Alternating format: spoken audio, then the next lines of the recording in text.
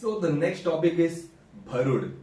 सो ये भरुड़ क्या है जो इसे यूनिक बनाता है भजन, कीर्तन और ललित से।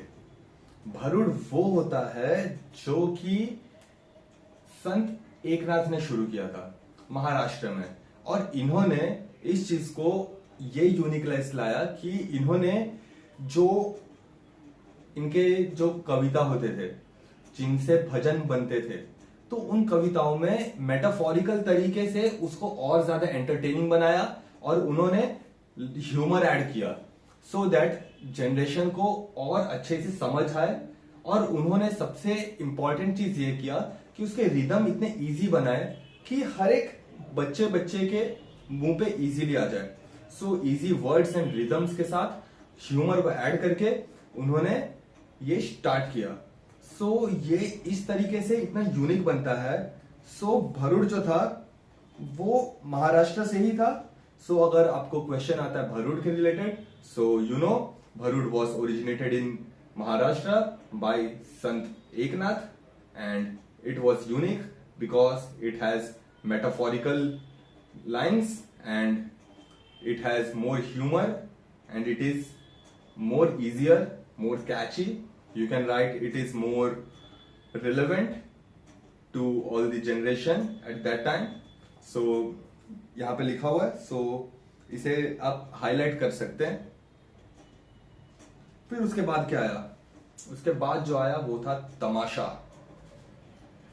तमाशा क्या होता है आप सबको मालूम होगा, व्हाट इज तमाशा? ठीक है, मैं बताता हूं तमाशा क्या होता है। तमाशा आज आप देखते होंगे कि क्लास में किसी ने कुछ कर दिया, so next day you go to your friend and say कि भाई कल क्लास में तमाशा हो गया, वो दोनों की लड़ाई हो गई। सो तमाशा हमारे हिसाब से क्या होता है कि झगड़ा, बट झगड़ा नहीं, तमाशा वो होता है इट्स ए स्मॉल प्ले।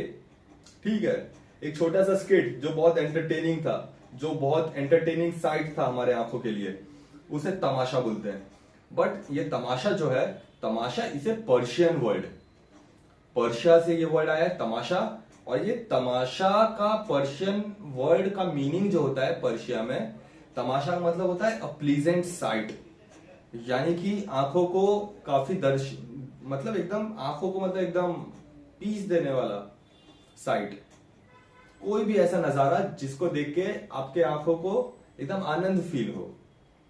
सो ये मीनिंग होता है पर्शिया में। बट इंडिया में ये वर्ड आने के बाद थोड़ा सा मीनिंग चेंज हो ही जाता है, वी आर इंडियंस, हम सबको मालूम है।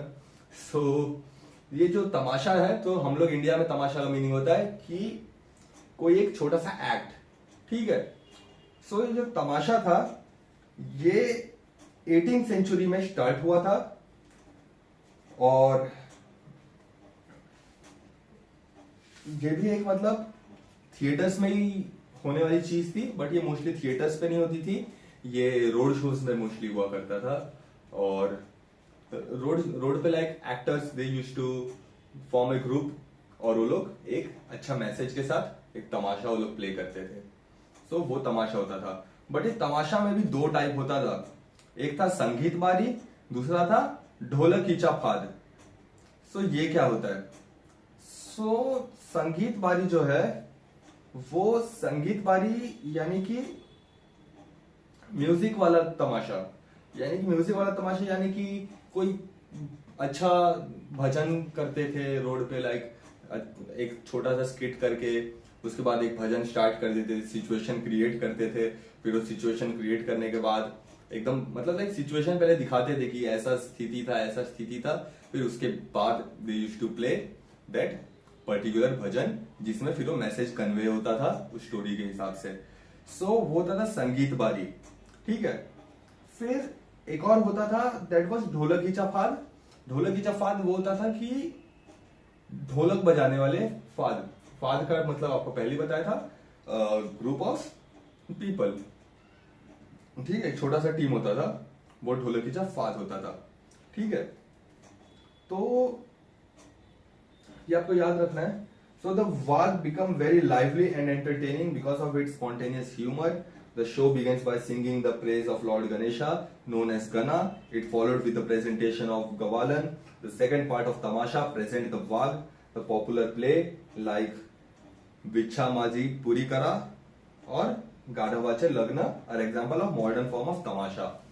सो ये जो तमाशा जो होता था, इसमें क्या होता था, लाइक कोई भी तमाशा शुरू होने से पहले वहां पे गना का आरती होता था। गना यानी कि गणेशा, क्योंकि महाराष्ट्र से ये चीज जा रहा है, तो महाराष्ट्र से जा रहा था, ओरिजिनेट हो रहा था, तो हर एक्ट के पहले they used to praise lord Ganesha.